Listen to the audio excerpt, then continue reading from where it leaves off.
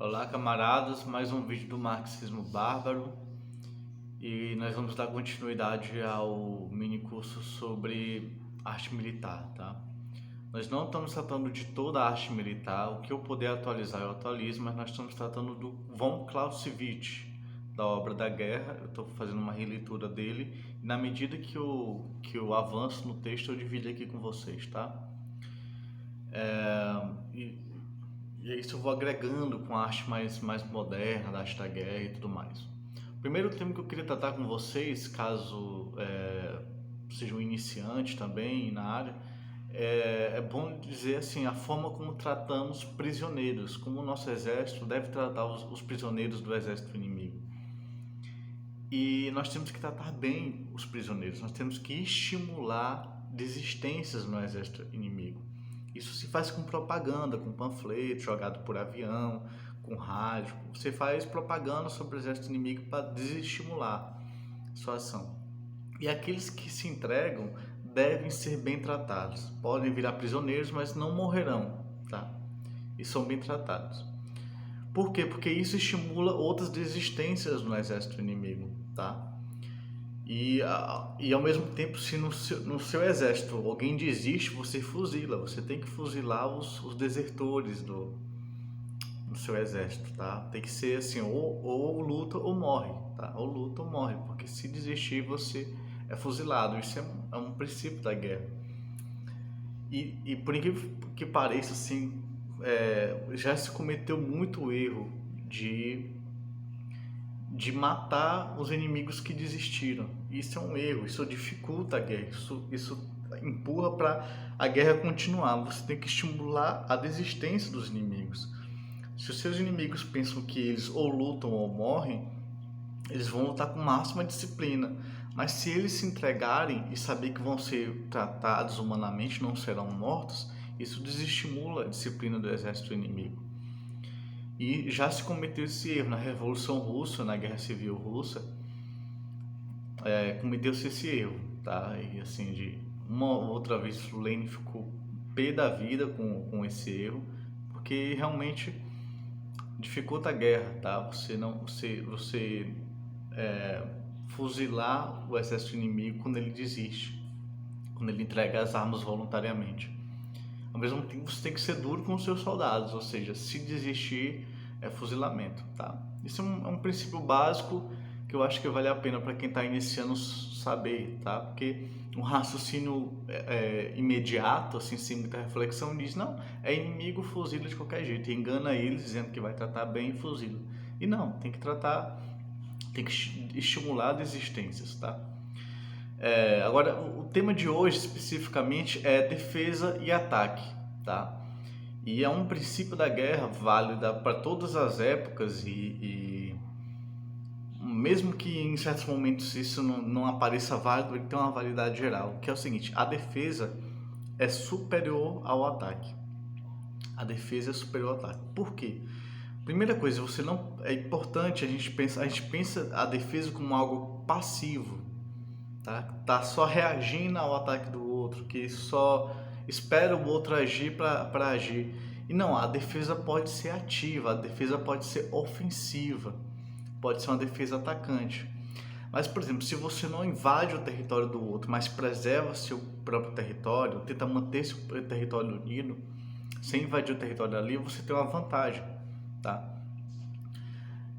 Normalmente o exército mais fraco ele é defensivo e aí ele ganha força para se tornar ofensivo. Nós vamos ver isso sobre o fascismo em relação a isso, tá?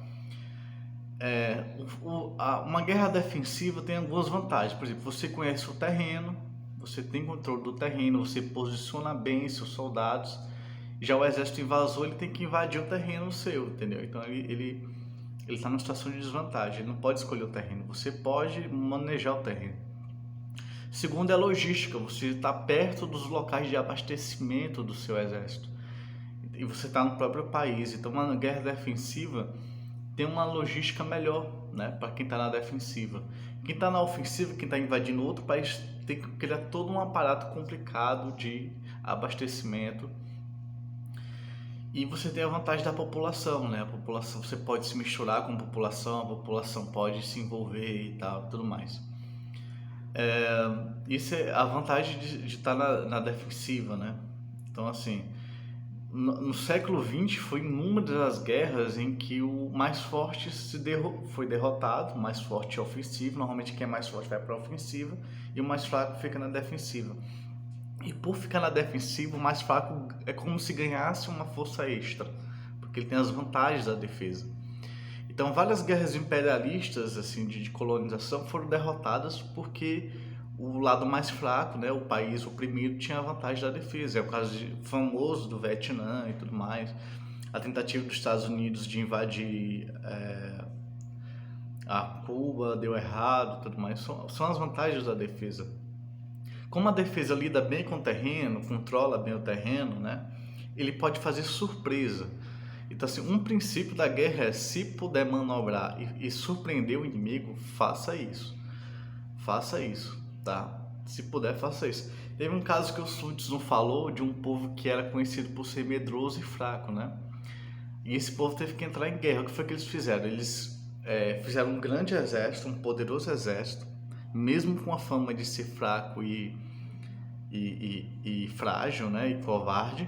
Só que em vez de noite fazer muitas fogueiras, o general mandou fazer poucas fogueiras para quando os espiões vissem as fogueiras, pensassem que o exército fosse fraco e levasse o grupo de reconhecimento levasse a informação ao seu general de que o exército do país fracote era fácil de derrotar, era moleza. Só que não, ele diminuía a quantidade de fogueiras à noite exatamente para dar a impressão de que o exército era pequeno. E ele surpreendeu com um grande exército e ganhou a batalha. Isso é uma manobra, isso é enganar o inimigo, tá?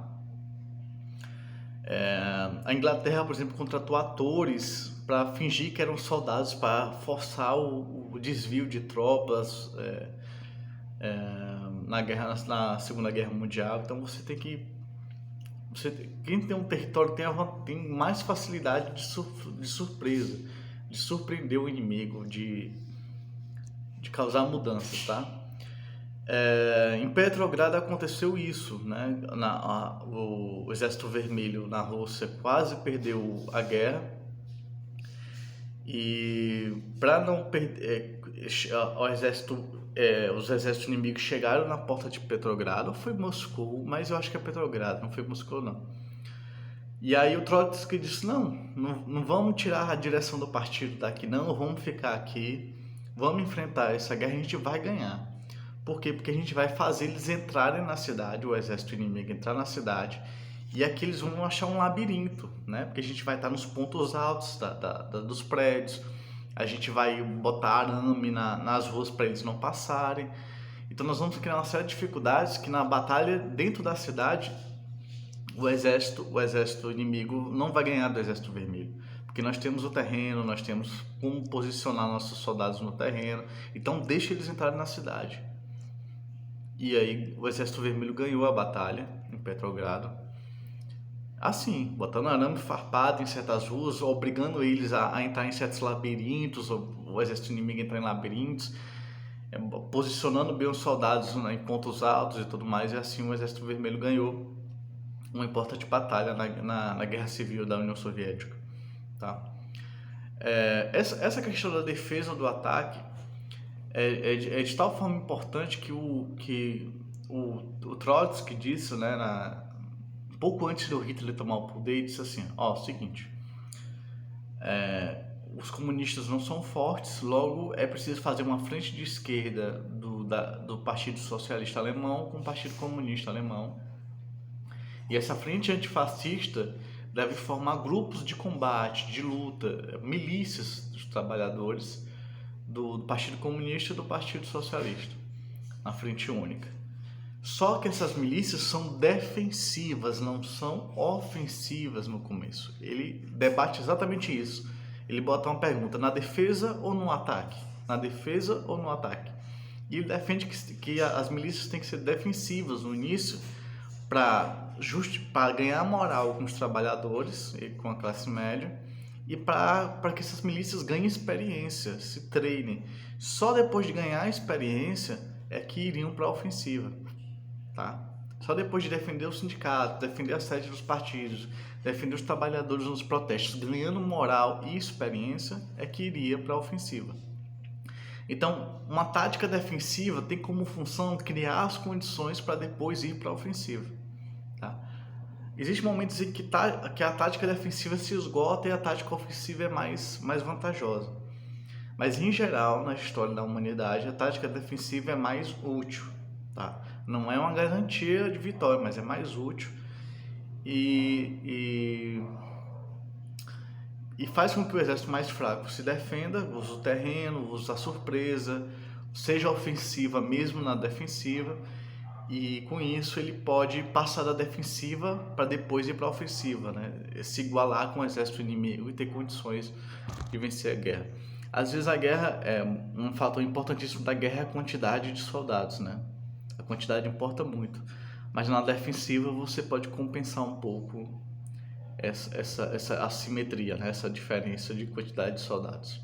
Tá bom? Até o próximo vídeo e a gente segue junto.